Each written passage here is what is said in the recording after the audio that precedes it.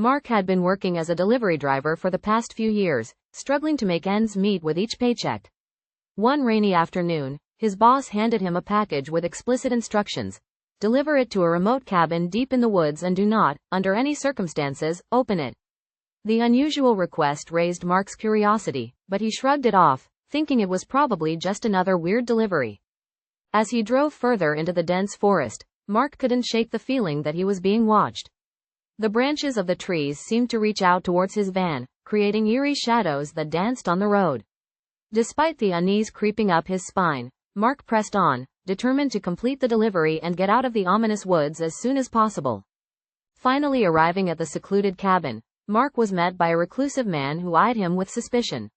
Handing over the package, Mark was about to turn and leave when he heard a blood-curdling scream coming from inside the cabin. Panic gripped his chest, and his instincts urged him to flee, but something compelled him to go back and investigate.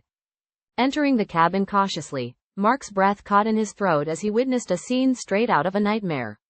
The reclusive man was standing over a bound and gagged woman, a malicious glint in his eyes. Realization hit Mark like a ton of bricks. The package held something sinister, something that put his own life in grave danger. Trapped in a deadly game of cat and mouse, Mark knew he had to act fast if he wanted to survive the night.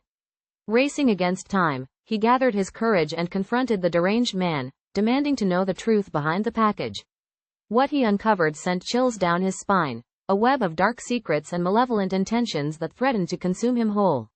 As the night wore on, Mark found himself fighting for his life in the depths of the woods, where shadows whispered of unspeakable horrors.